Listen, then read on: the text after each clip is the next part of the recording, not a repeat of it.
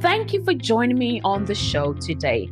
This is the Now Talks, a collection of inspiring personal stories and leadership lessons from some of the world's most iconic leaders. It is the weekly podcast for women in leadership, brought to you by Nations of Women. My name is Dr. Tina Alton, and I'm your host for today and the coming weeks.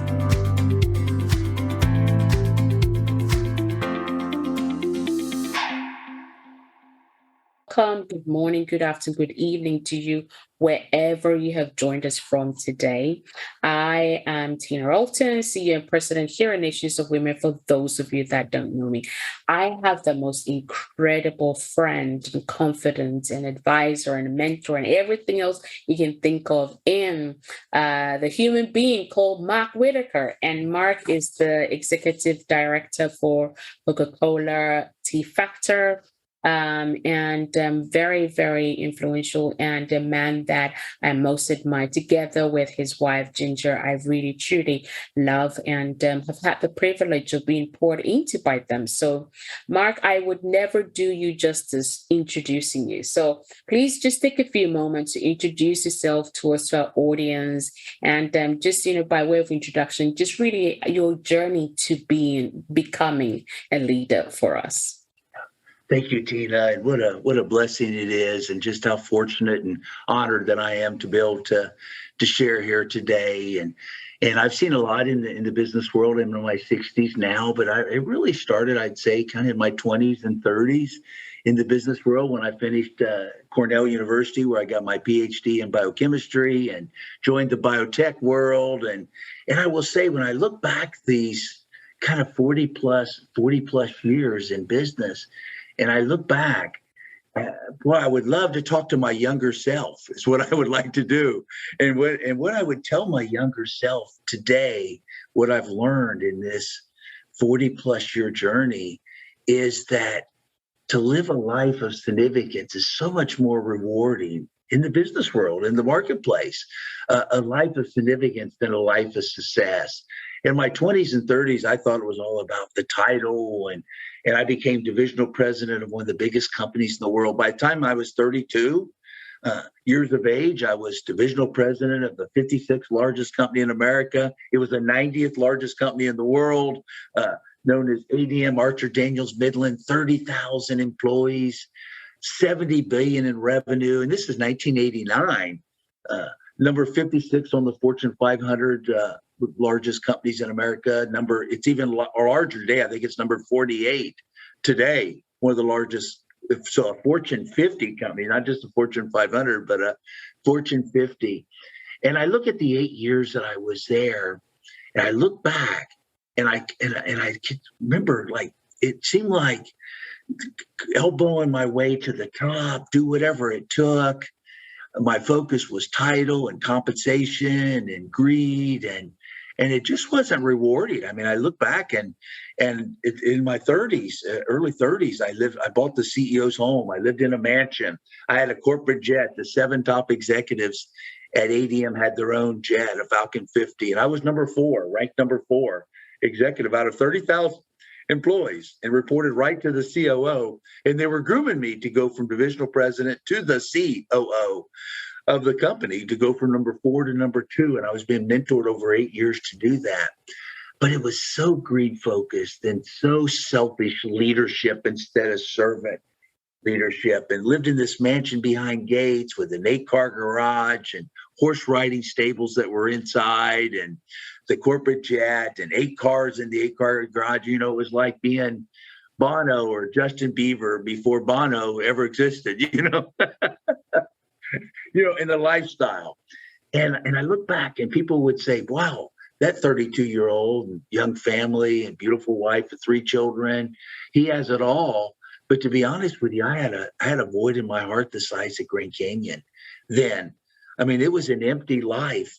It was a lonely life, kind of there at the top, and people are your friends only because of what you have, not really who you are. And so the friendships are kind of artificial, even the way people are attracted to you because of the position I had. And really what I learned in this journey is serving people and really being a servant leader. And by being a servant leader, really, to me, and we train this within Co-Consolidated, is to listen well. What we call leads. How do you lead? LEADS. What does lead stand for? And we feel this, and we train this within our organization. And it's just so, to me, it's so impactful. Is listening, to really listen to people, not just talk to people or when they're talking, let it go one ear out the other. We have two ears and one mouth for a reason. To listen double the amount of time than talking. So L for listen. It's so important because to listen shares the second letter of leads, which is empathy. When you listen to somebody and you really listen, you hear about their life too, because they have a life outside of their work. They have a family. They may have a sick spouse or a sick child or a sick parent, older parent that you're taking care of, but there's real life that's happening. And that's where empathy is so important. A really good leader, what I've learned, is someone who listens well and who has empathy for others. And then A for advocate, that means be a cheerleader for your employees and for your vendors and your customers, anyone you have influence on. It could be your peers or your supervisor you're an advocate for, but be cheerleader for the people around you. Advocate for them, especially the employees that report to you. When I look at my 30s, it was all like, what can I do to cheer myself on and to be the cheerleader for myself? To kind of move up that corporate ladder, but it's so much more rewarding to cheer the others around you, vendors, customers, employees, teammates. So to be an advocate. And D is develop, to help the people around you develop, help them learn, like we're doing even now on this podcast, on this interview. Help others develop, help them grow, help them learn. That's the D for develop. And then S is for self-reflection, that we feel strongly that, kind of the end of each week, self-reflect. How'd your week go? What would you do differently? Well, the nice thing is next week, the following week is a new week, and you can self-reflect and then improve and grow and listen better and be more empathetic and be a better advocate, help others develop. So the self-reflection is important. It's a way to self-evaluate yourself. And then the following week, a brand new week, is to do it better and just continue to grow, continue to improve, and continue to refine. So if I could talk to my younger self, I would say, Mark, and I didn't really get this till I was about 40 years of age, I would say this: be a servant leader. That's the best way, best for your organization, best for yourself, best for your employees around you. If you're serving your employees, your teammates, your vendors, your customers, that's the leader that people look up to. And those are the most effective leaders. Wow. Thank you so much. You've given us so much to kind of like, grow really and learn from. And one of the biggest things that I think I see a lot with regards to advocate, and I think culture these days, the cancel culture, and that I find create almost like a resistance, people inherently, we all have this thing inside of us that wants to speak up for others, want to advocate for others, but particularly for women, whether, advocate for others, like cheering others on, celebrating others, but for women, we just don't like to do that very much or very often.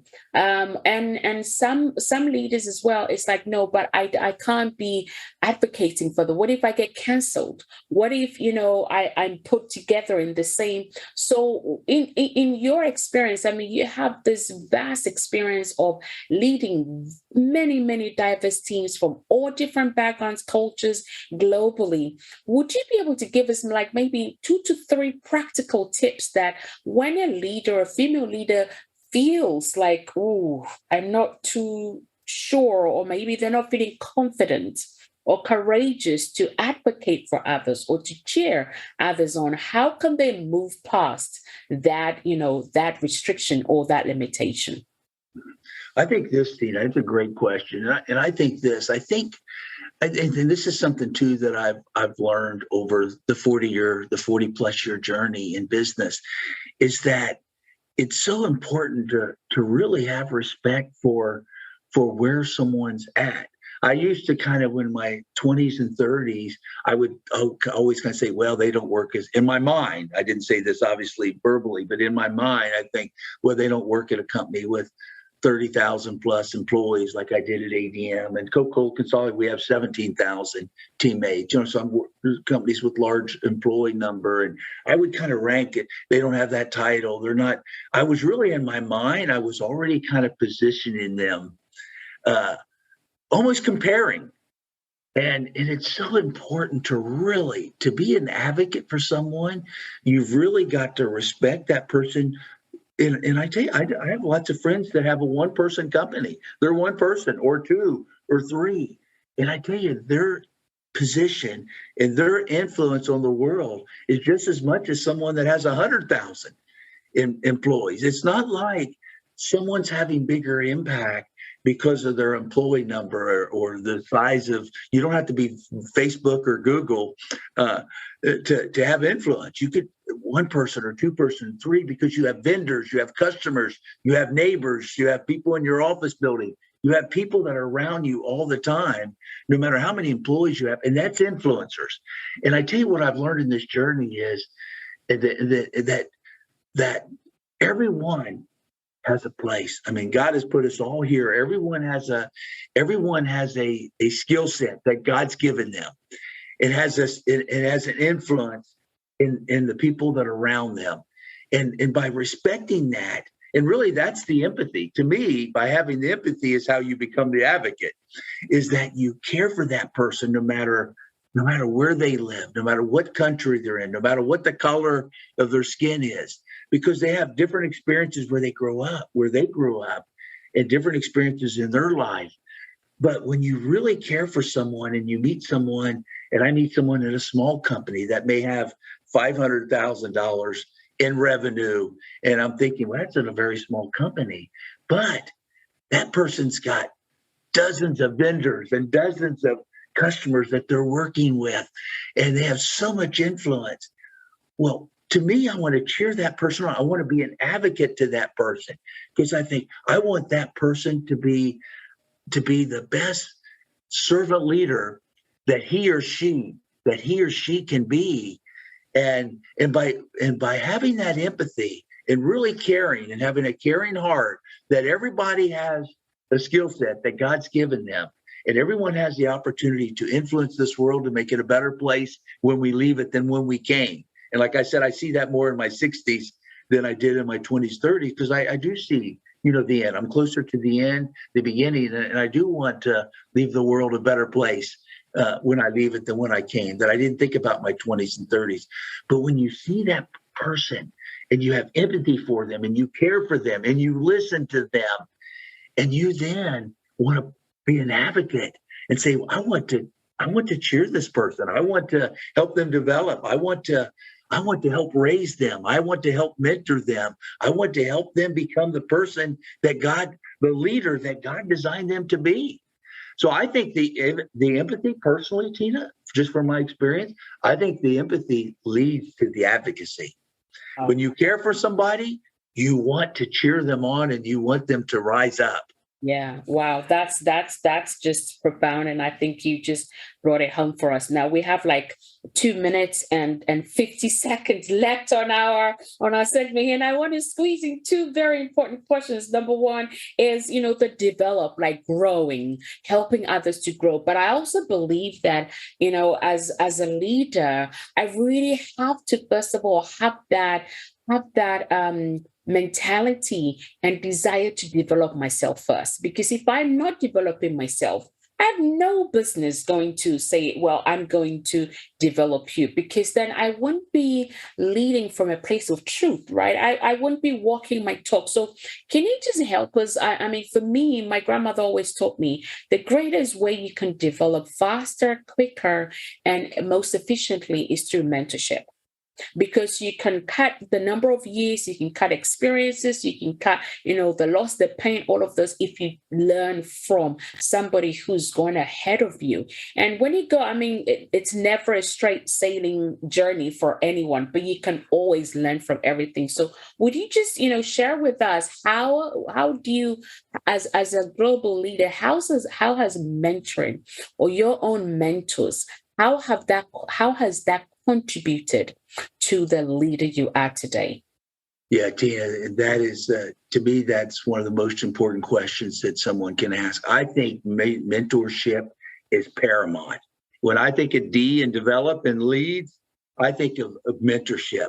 I personally think our entire life, I don't care if someone's in their 20s or 30s, or someone's in their 60s, 70s, or 80s in leadership. I think, and I know leaders that are CEOs that are in their 80s. That's not uncommon. And lots of them in their 70s.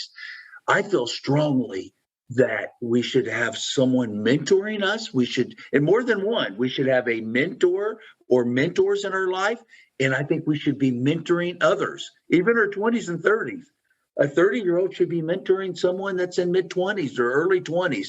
I think for our lifetime, and I learned this in this journey, is that we should be mentoring others, and that also we need to be mentored ourselves. I think there's no better way to develop than being mentored by someone that's further in their season than us, that we can grow from their wisdom and experiences. I think that's paramount, mentorship. Thank you so much. So in the shortest sentence you've ever invented, Mark, if there is one thing I can learn from your life, what would that be? That would be this, that to be a servant leader and live a life of significance, and don't have your goal as a life of success. Don't have your goal focus on how many employees I have, what the revenue size is, all the successful metrics, title and compensation. Really, you will find it so rewarding to serve others, live a life of significance. That's the most rewarding life. And that's what I would tell my 20-year-old self. Wake up, Mark. Live a life of significance. This life of success is going to be an empty life. Wow. Thank you so much, Mark. That has been profound. This has been Mark Whitacre, the Executive Director, Coca-Cola TFactor. And just to wrap up here, choose to live a life of significance. Right. And you can have a life, you can have a large life and yet have an empty heart the size of the Grand Canyon. Wow. Be a leader that leads well. And to be a leader that leads well requires you to listen well, to be empathetic towards others, to advocate, be a great advocate for others, develop you and others around you as well. And underpinning all of that is to be a leader that self-reflects. And don't compare yourself. Don't mark people where they are when you meet them. Have great respect for where everybody is at, because everybody has a place. And mentorship is paramount. Mentoring, it's paramount to everything you can ever do. And above all, to be a servant leader means don't measure by your success metrics. Measure how you're leading by the significance that you're creating in your own life, in those around you, and those that you lead. And that, my friends, is how you become a leader that leads well. So thank you for spending time with us, Mark. We bless you. We, really, really appreciate the gift of your time today. Thanks for having me, Tina. It's great to share here today. Thank you.